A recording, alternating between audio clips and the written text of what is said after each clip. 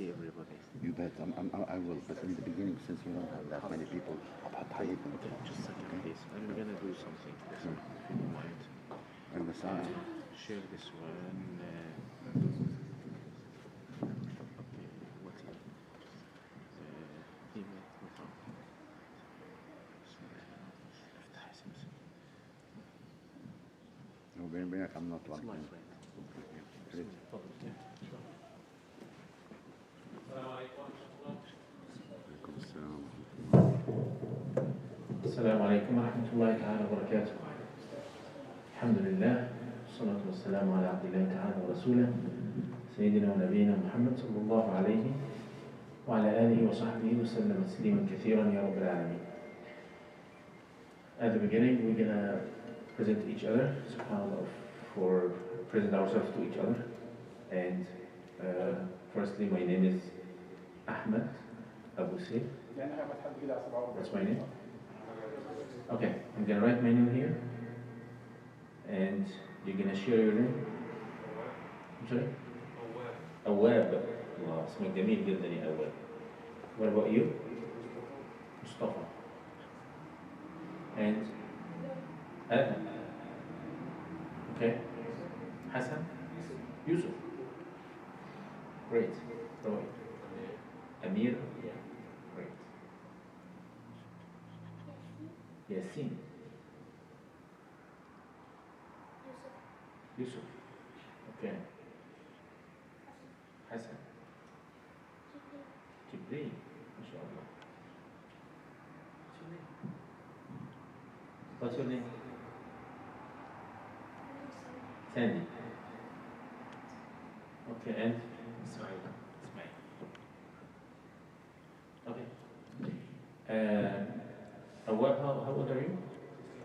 I'm 48, almost 49 maybe, 48. Okay. What about you? 16.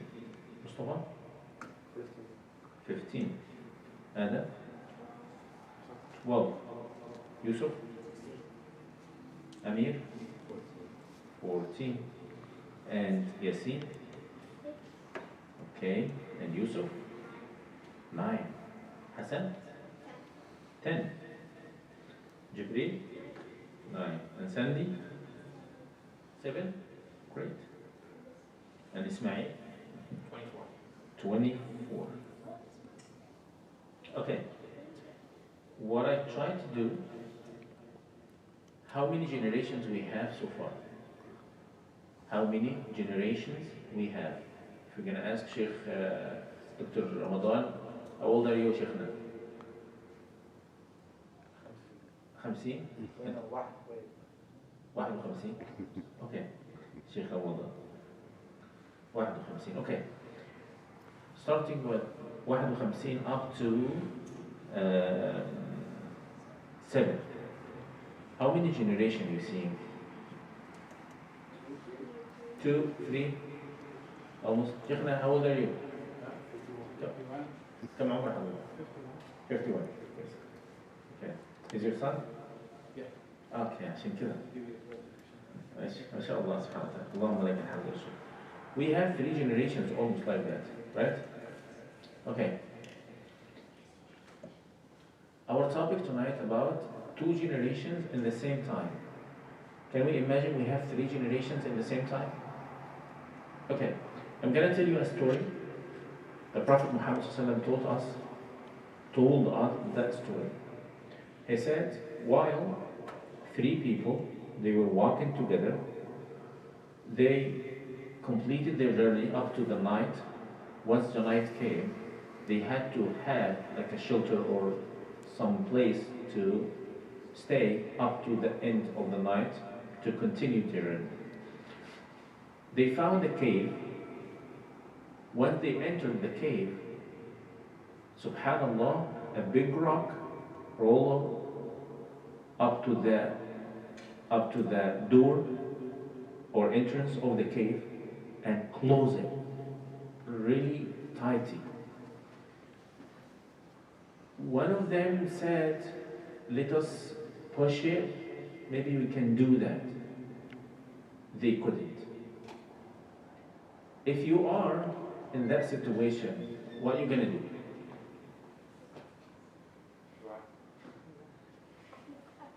What are you going to do? Imagine if you are in an elevator and it's locked, what are you going to do? Call 911. This is the first solution. What do you have more? Yeah, that's good. What do you have more? I'm sorry?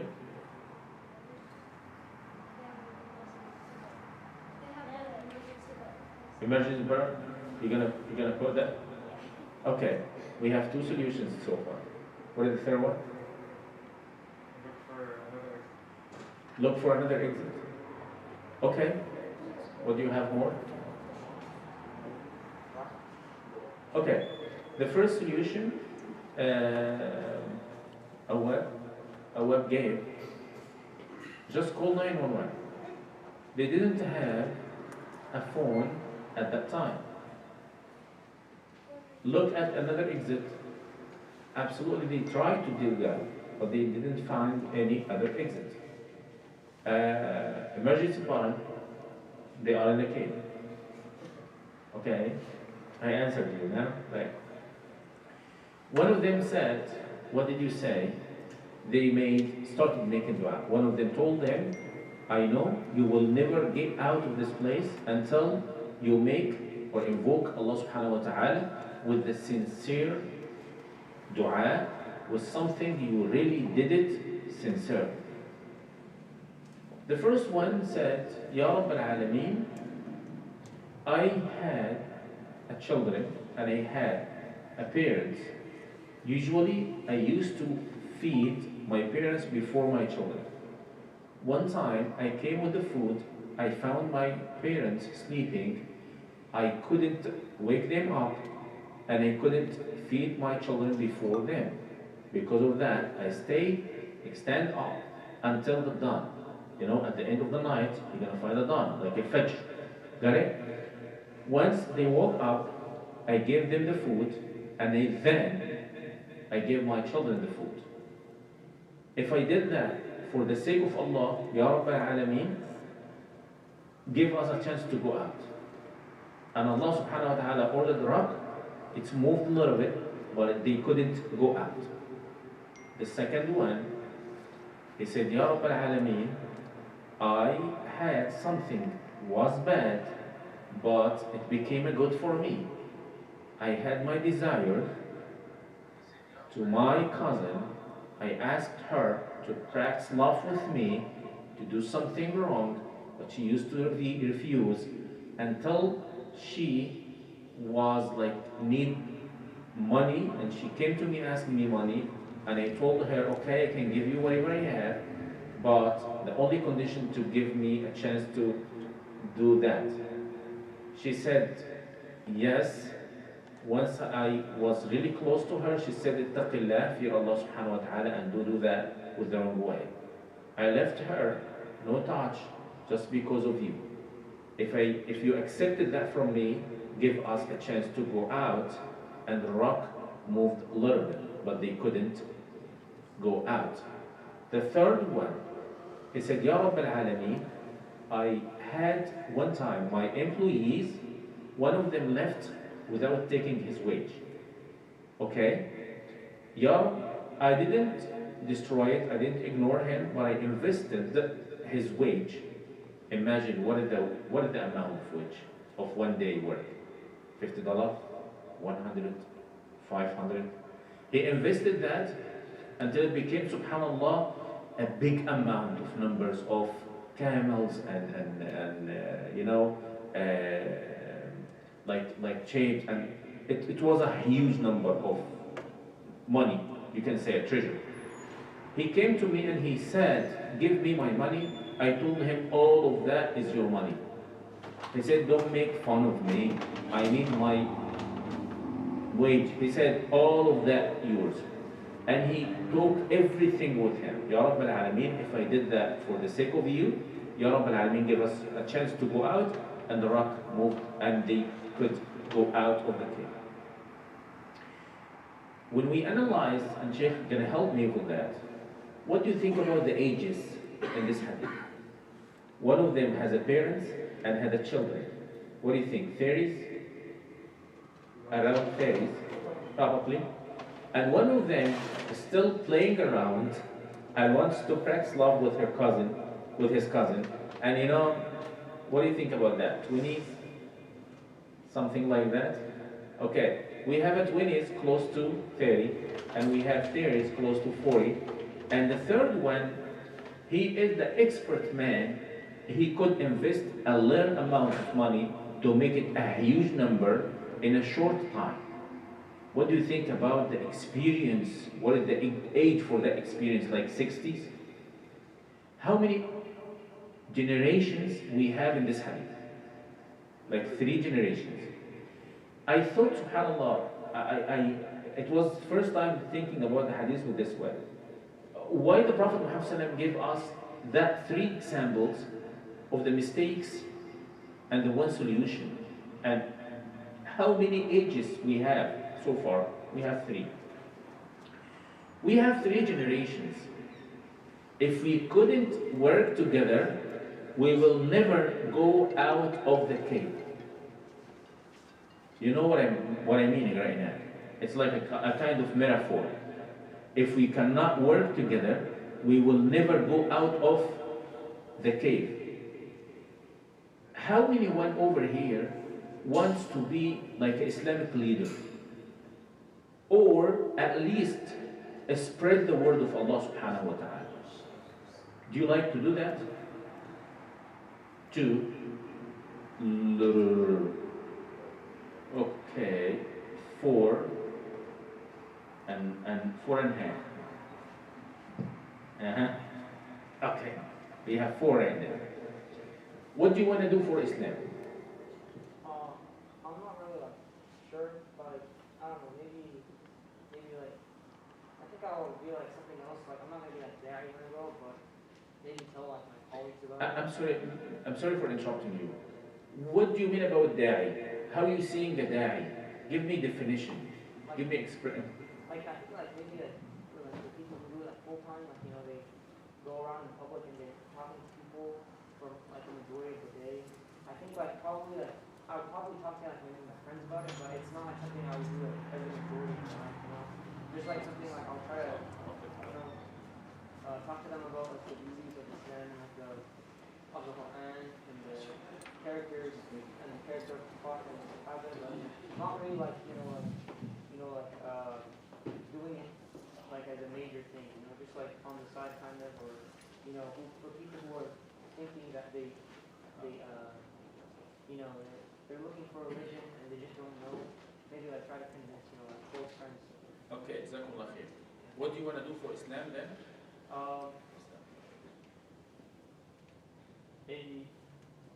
You said you will not try to be like a formal da'iyah or formal imam, but what you want to do? I'm not sure. You're not sure. Okay, you're gonna think. I'm gonna come back to you. Okay, we have 4. What do you think, Awad? I think maybe if I become successful, like in my life, I could, I don't know, like maybe use my fame or wealth to show off, you know, inform people about Islam, and let them know. Maybe it's Okay. What's else? Who's else? Yes, very good. You raise your hand, right? What do you want to do for the Islam? May you raise your voice? You don't know exactly right now. Okay, what do you think about? When you said I want to help Islam, what did you have in your mind when you said that? What did the there you go, sorry. Mm-hmm.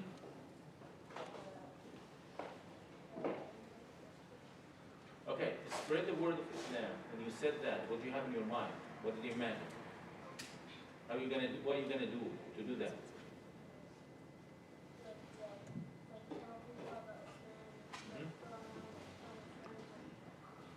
Okay, the common between all of you right now, you're gonna try to invite the people to be a Muslimin, right?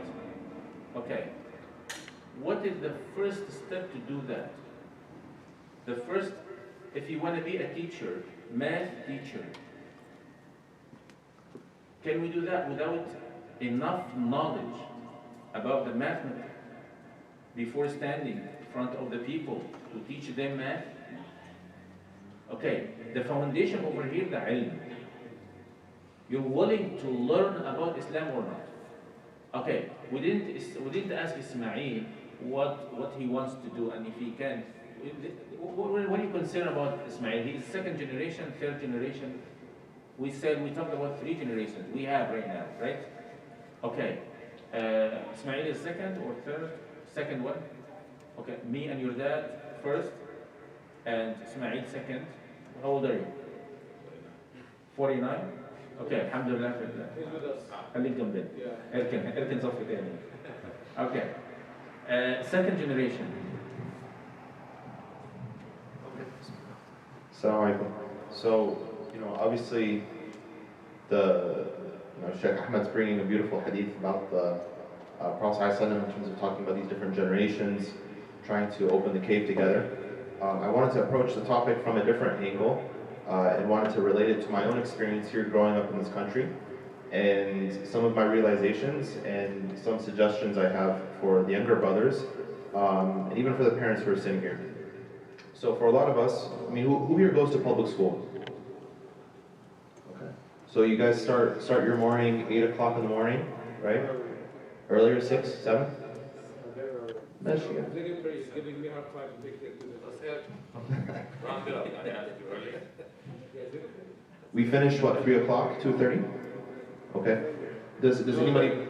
Huh? 8 o'clock or something. لا بيخلصوا الساعة كام؟ Okay. Ask me, I'm the one who give the rides. Yeah. So who here has like sports afterwards? You play soccer, football, basketball?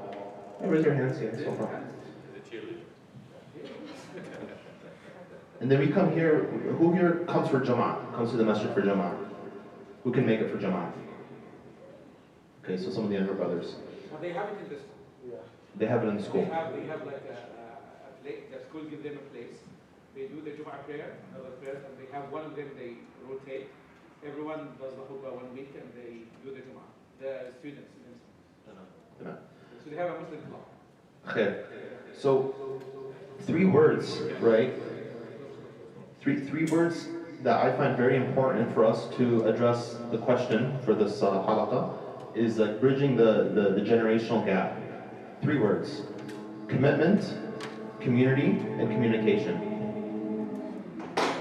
So those three words are all very similar. They start with the first word, calm, right? And calm, it means like speak in Latin.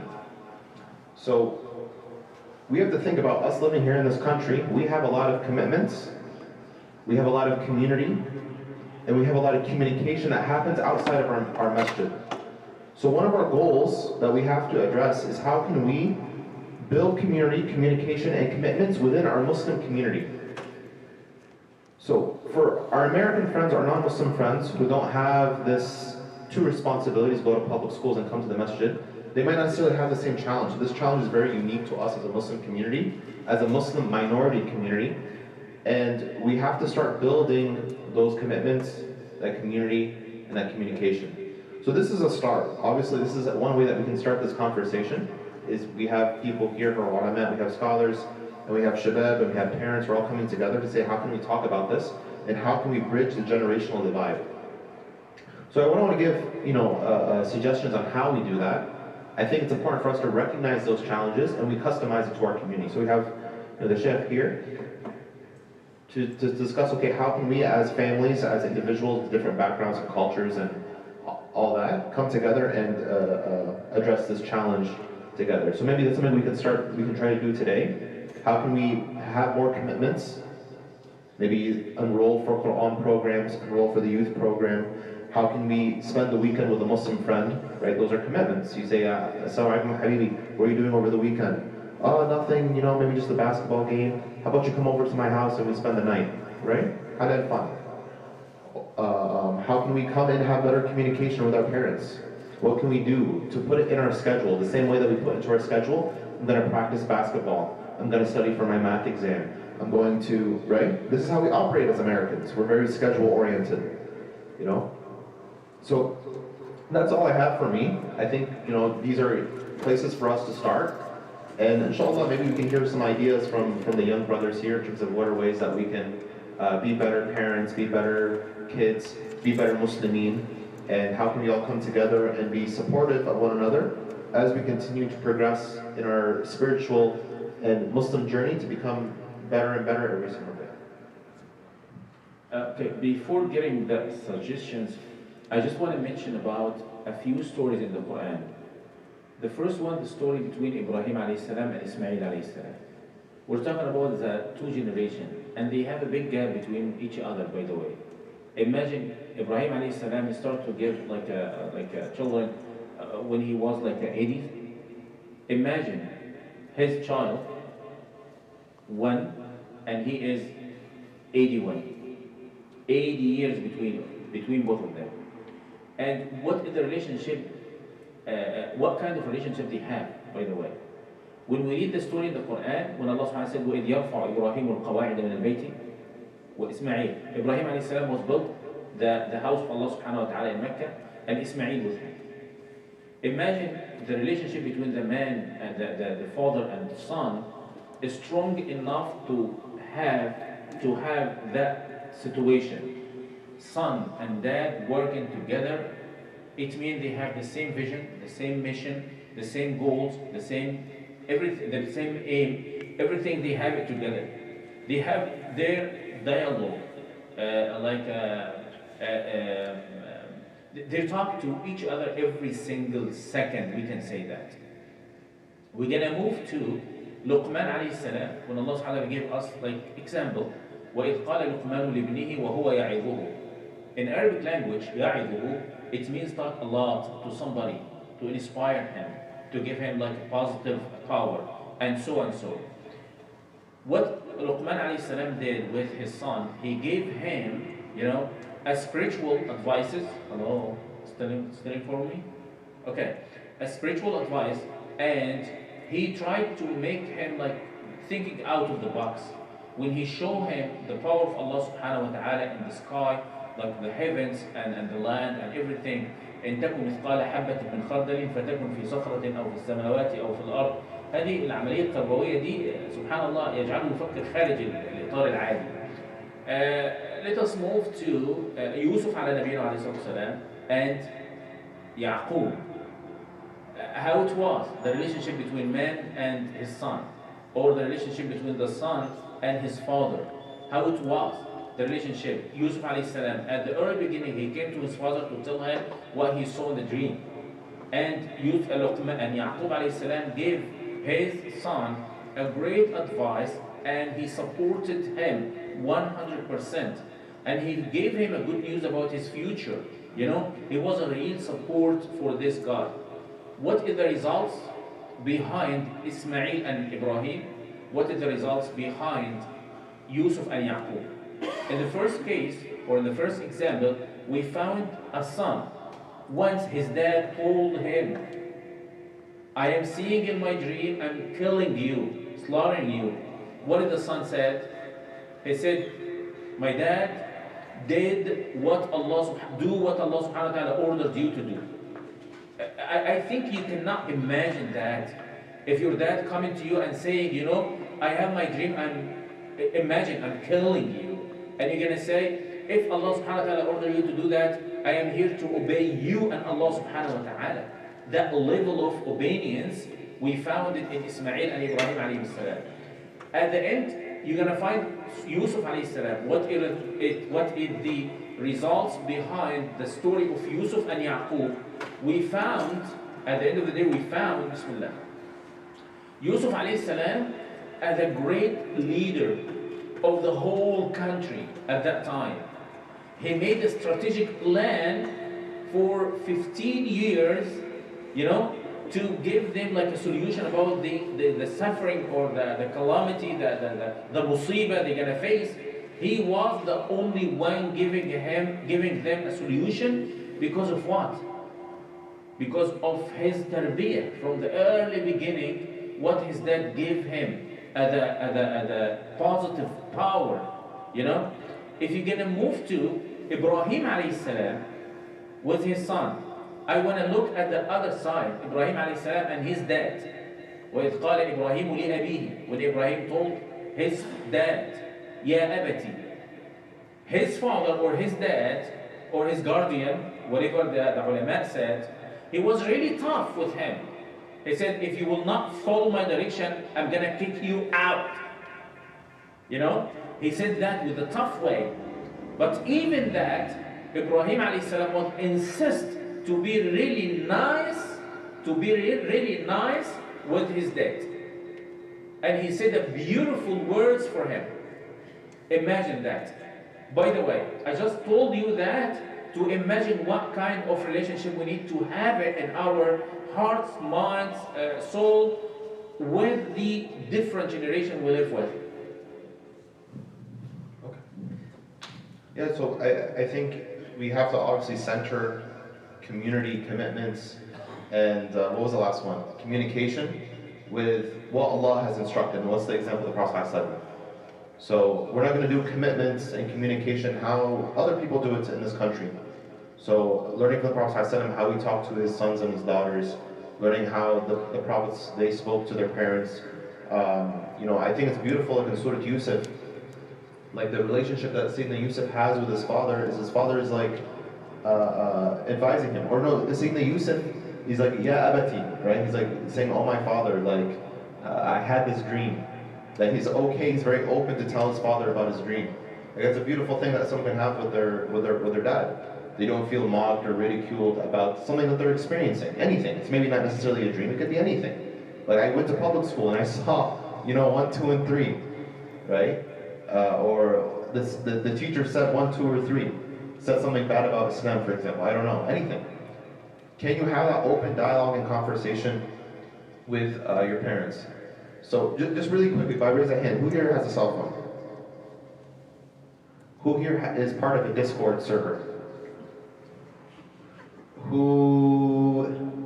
Okay, everyone's on YouTube, right? Okay. Who like writes comments on YouTube and like talks to people on YouTube? Not all the time. Twitter, Instagram, keep your hands up. Khalas, you right? Everyone here, most of our communication, myself included, is done through the internet, right? That's just the way it is. Who here has a group chat with their family? Family group chat. Okay, so that's good. That's positive. That's something I think that took my family some time to get on. We were like, we're all over the place, we're always on our phones, and then like someone came with the idea and we created a group chat for their family. Apparently they did what we sent them. La ilaha illallah. Because you can check who's reading and who's Now, and WhatsApp, yeah. So we have these, these technologies and these tools. So our the way that we are communicating is becoming different. So with our cell phones, with our laptops, with our Discord servers. So we should be thinking about how can we integrate these tools.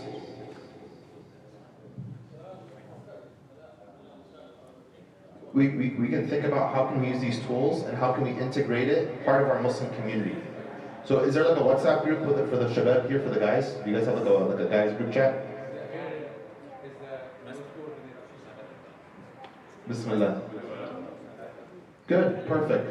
How frequently do we check that group chat, or are we contributing to that group chat? When there's an event. Okay. So we should think about how we can make these communication channels more dynamic. We have different interests, we have different passions, we have different experiences. So we should also think about how can we take our communications to the next level. So right now, alhamdulillah, we have an event, we come together, we talk about it. That's a great first step. But that's a very boring conversation. If you love somebody, let's bring it back to Allah. If you love Allah, right, you're going to talk to Allah a lot. You're going to make lots of dua for Allah. You're going to say, oh Allah, I'm struggling with my exam, I'm struggling with this, I can't find a job. You're going to spend a lot of time making dua for Allah. But if you don't have a strong relationship with Allah, you're going to say, Assalamu alaikum, Assalamu alaikum, and you're going to go, like, you're just going to leave, you're going to get up and go. So we should also think about how can we make our conversations more dynamic, right? And we can't cover it all in one sitting. Maybe someone's thinking about the Morocco versus Egypt game tomorrow. 7 o'clock. He's like, this guy is taking a long time, right? Yeah, Morocco. Oh.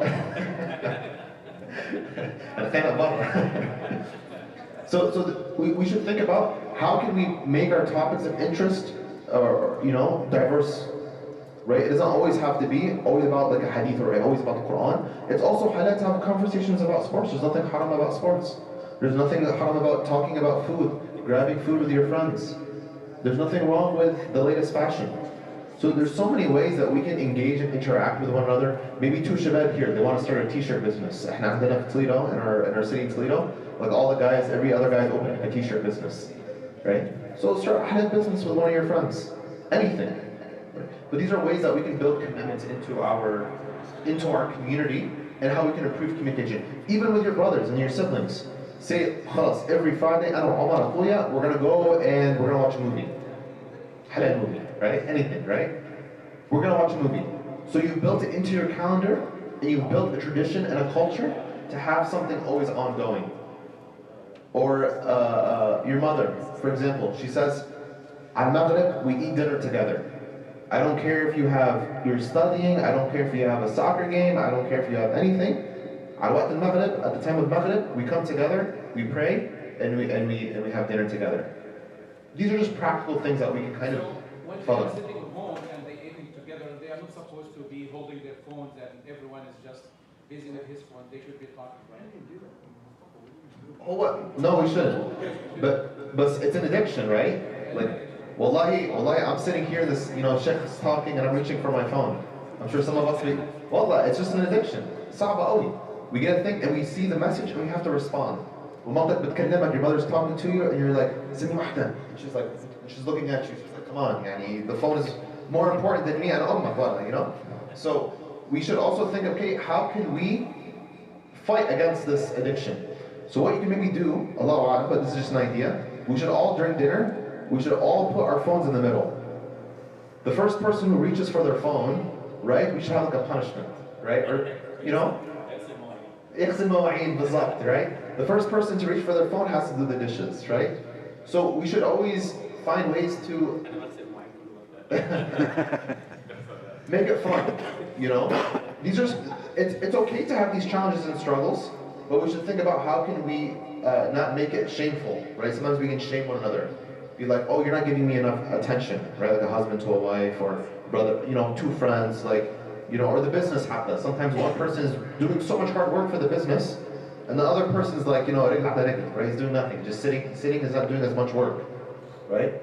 So have these open conversations, talk about your relationship and your communication with one another, and think of creative ways to make it better. Well, brother, That's all I have. No, it's okay. Keep it. Because the Sheikh asked them a question in the beginning about how to serve Islam. And I will really appreciate if you go back to this question, because he promised to go back to this question. Because the answer was, yes, some of them said I will have too much money and I will spend the money for the sake of Allah, inviting people and converting them to Islam and things like that.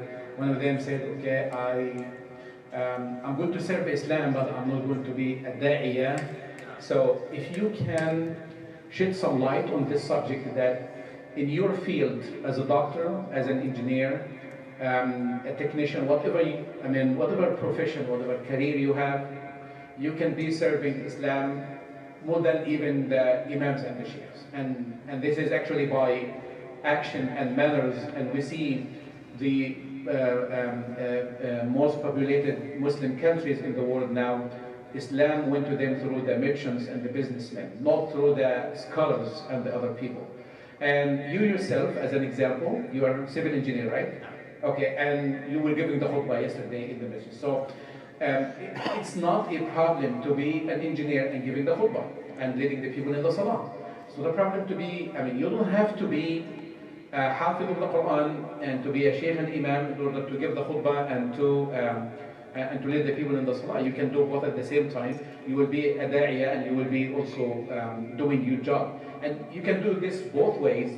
You can be like an actual da'iyah and doing your job, and you can be doing your job and through your job, like being honest, trustworthy, good Muslim, building good relationship with the people, that will actually reflect the image of Islam and give the people the good impression about the religion. Okay, those Muslims, they are like really good. They are our co-workers. They are our businessmen. They are our, he's my boss at work. He's my engineer. He's my doctor. I go to this physician. I see this pharmacist. I deal with this person. He's my neighbor. So in different ways, as Muslims, we don't have to be like sheikhs or imam in order to invite the people to Islam. And that's what Allah says in the Quran. At the end of Surah Yusuf, alayhi salatu wasalam, قُلْ هَذِهِ سَبِيلِي أَدْعُو إِلَى اللَّهِ عَلَى بَصِيرَةٍ أَنَا وَمَنِ اتَّبَعَنِي وَسُبْحَانَ اللَّهِ وَمَا أَنَا مِنَ الْمُشْرِكِينَ, which means, say, this is my way. I invite the people to the way of Allah subhanahu wa ta'ala, to the religion of Allah subhanahu wa ta'ala, على بصيرة, with good insight, me and those who follow me. So who are the followers of the Prophet Muhammad sallallahu alaihi wasallam? Everyone is the follower of the Prophet sallallahu alaihi wasallam.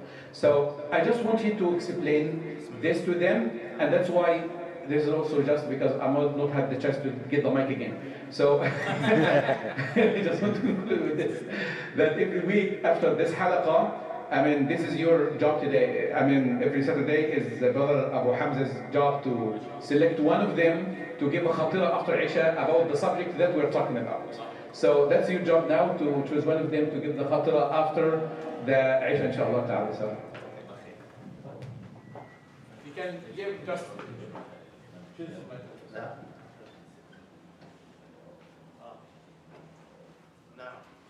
Yeah, so this is one of our jobs as American Imams Academy. This is something that we emphasize, is that you should have your professional career and you should also be a da'ah. So in anything, we should always strive to be the best. We should all have the niyyah of becoming huffaz. We should all have the niyyah that we know how to, when the time calls us to do so, that we know how to speak about Islam with confidence. We should be the best doctors, the best engineers, the best merchants, right? We should have ihsan in everything that we do, to the best of our ability. But there are priorities. We have priorities. You can't be a da'i where you leave your family and your home for months on end, right? You're calling people to Islam, but your daughter, she's, mashallah, right?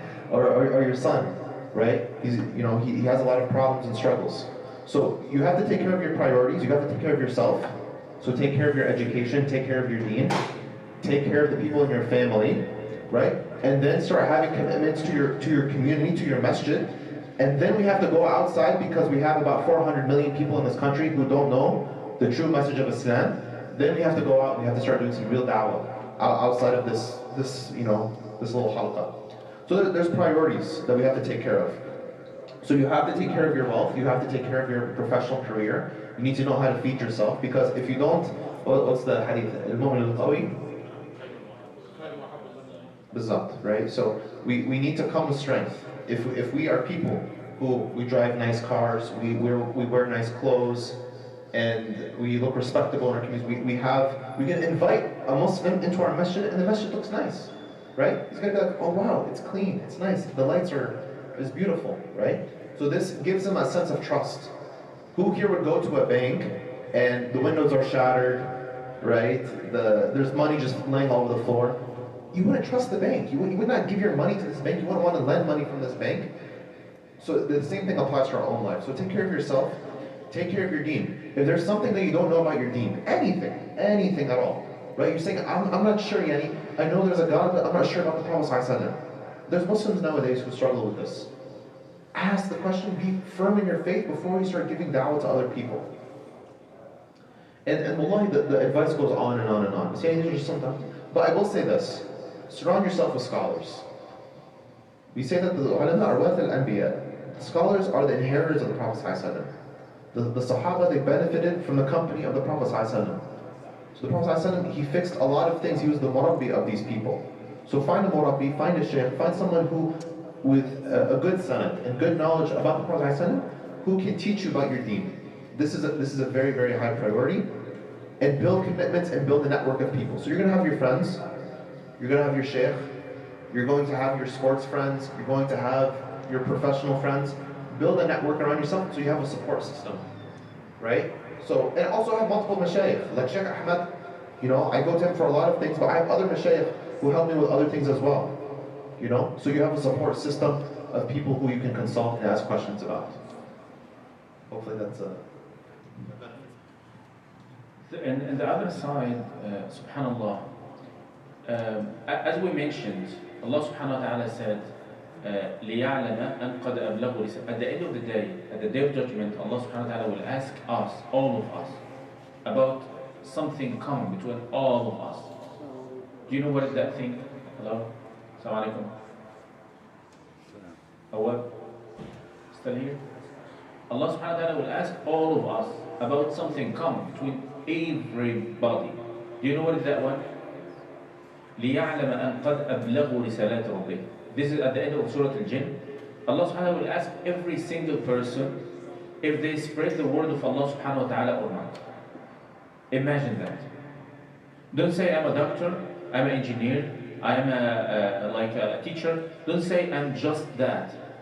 The main job for us in this world and here, before going to hereafter, the main job for us to spread the word of Allah Azza wa Jalla. If you don't have enough knowledge to do that, you will never do it. If you're gonna try, you will try with the wrong way, because you don't have enough knowledge. You're not knowledgeable person to spread the word of Allah subhanahu wa ta'ala. And the ilm, it's not tough as you think. The memorizing the Quran, it's not difficult as you believe in. It's really easy. It's really easy. If you're willing to do that, Allah subhanahu wa ta'ala will make it easy for you. If Allah subhanahu wa ta'ala is seeing your intention, okay, you're just coming because your dad told you to come over here, Allah subhanahu wa ta'ala will make it difficult, you know. As long as you're coming to Allah, Allah subhanahu wa ta'ala will make everything easy for you. I'm not sure if we have enough time to hear from you. What do you want to say?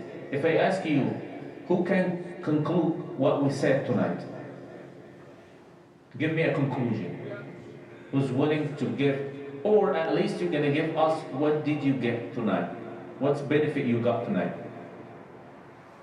Maybe we start with this great person. He give us a picture.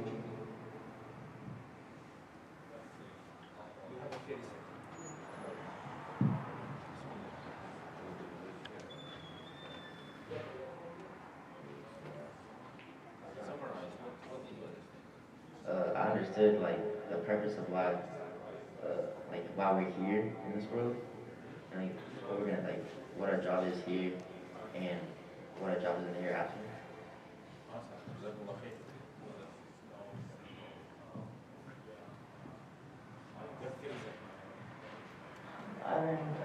What our priorities should be, like, first we should like take care of our families and then our community.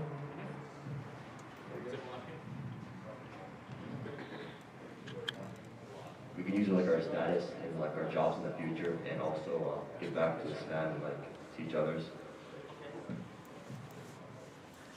I understood that we have to treat our parents really well, and that there should be a good balance between our work lives and our personal lives and Islam.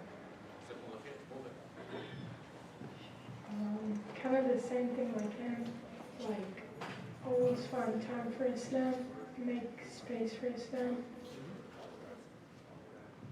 I think like that you don't have to be completely focused on Islam to spread the message. You can do it through your character and your words, you know, and like convince people through your actions so that they know Islam is not what they hear on the media or like what they think about from what they hear, you know, and like the misconceptions.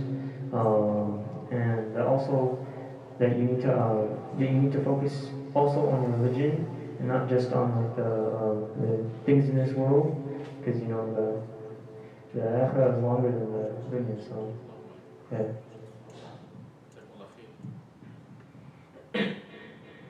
I understand that we need to have Islam in our hearts, because without it, we'd be nothing. And Islam is our way of life. I learned that we should try to spread the message and try to do good habits in our everyday life.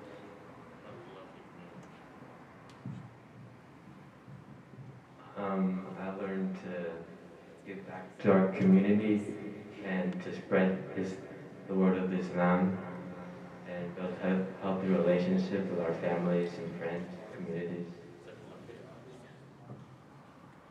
I learned the importance of giving the da'wah, and you don't exactly have to be an imam or anything to give the da'wah, rather you can just give it through your good behavior and a good character. I learned that it's important to know what you're gonna do and like what's the main thing that we're gonna do in our life, and the way you act, cause you can give da'wah by the way you act and by the way people see you. Yasin. Bismillah. What did you understand, Yasin? Take it serious. Bismillah. You have 30 seconds now. There you go. 3, 2, 1. Yes. Listen. There you go. There you go. Okay, you can continue. No. Keep it with that. Please, Yasin. Waiting for you. What did you understand now?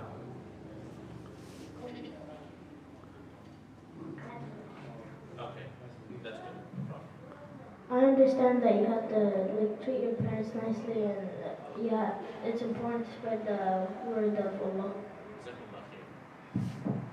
I understand that it's important to spread the word of Allah by doing sometime with your parents, and sometime even if your friends are not Muslim, you should still try and tell them about Islam. I learned that you need to balance your life with prayer and Islam, and spread the message of Islam to Muslims and non-Muslims, to make them believers and better believers.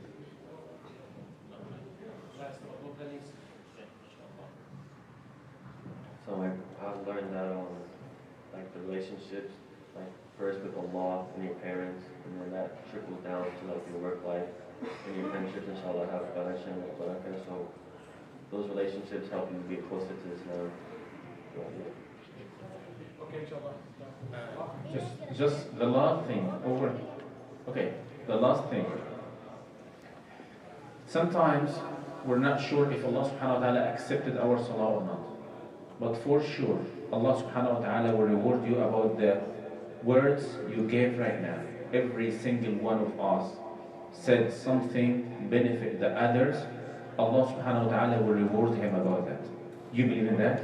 جزاكم الله خيرا. اللهم إنا نسألك لهذا الجمع بركة وعافية وأمنا وسلامة. Say آمين. اللهم آمين يا رب العالمين. جزاكم الله خير يا دكتور وبارك الله فيكم. Boy, we'll come back in here after Salah.